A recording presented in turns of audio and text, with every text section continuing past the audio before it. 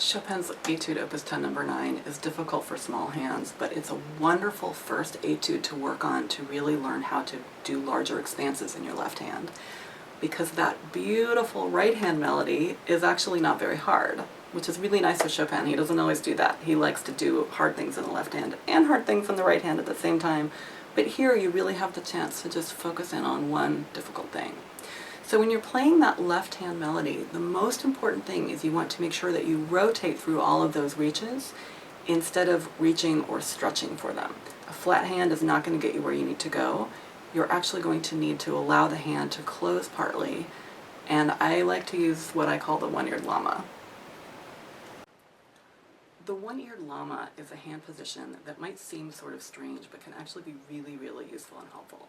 So if you imagine that your hand and your arm are a llama, here's two-eared llama, hello, with this being the body, and this being the neck, and this being the head, ears, nose, mouth.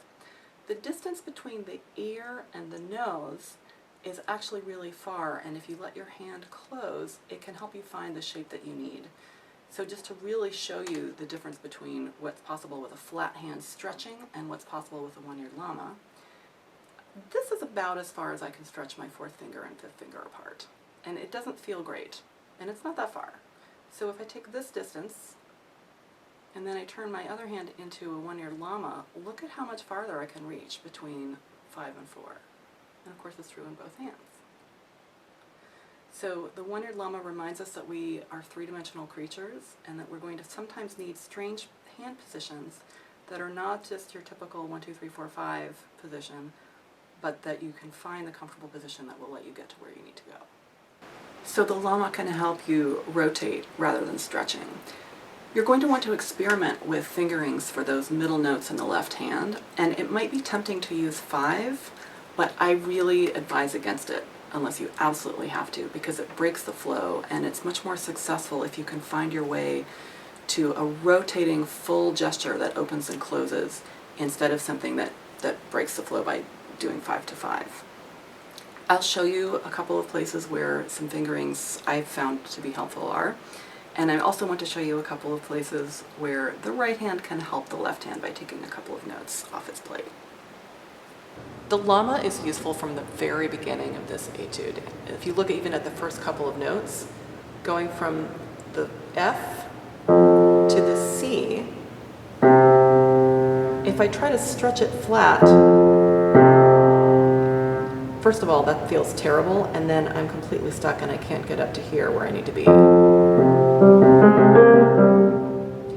But if I use the llama, so I let the hand close, then this way I have more distance. So I can do 5, 4.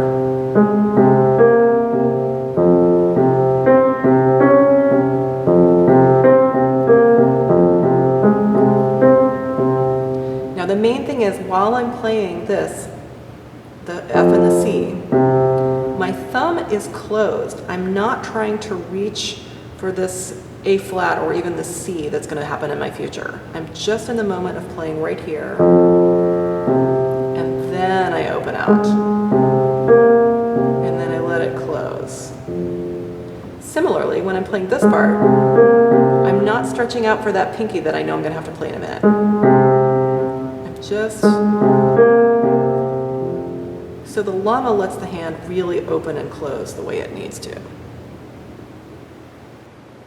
It might seem like it's tempting to jump from the pinky to the pinky,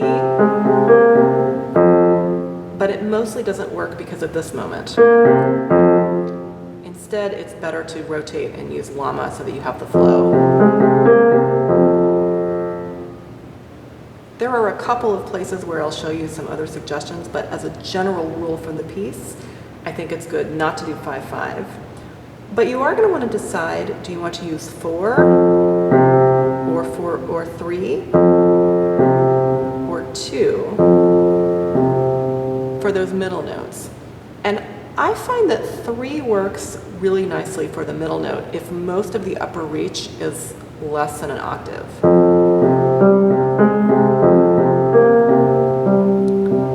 Like in measure 4. But I find that 4 works better if I'm going to be playing an octave or more, like at the very beginning.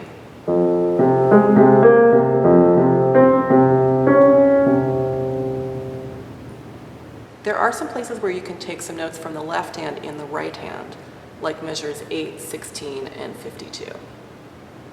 Like in measure 8, you can take that D flat in the thumb.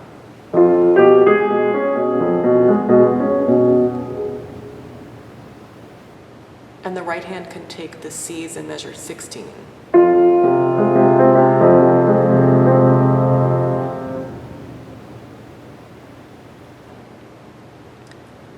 Then measure 44 is the same as measure 8, so the right hand can take those D flats again.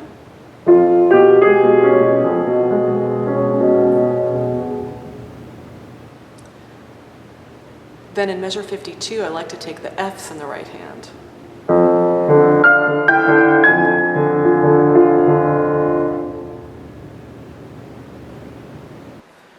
So I hope some of those fingerings changes can work for you, but the most important thing is to make sure that you rotate through all of those big reaches. Enjoy Opus 10 number 9. It's so beautiful. And let me know if you have any questions. Good luck.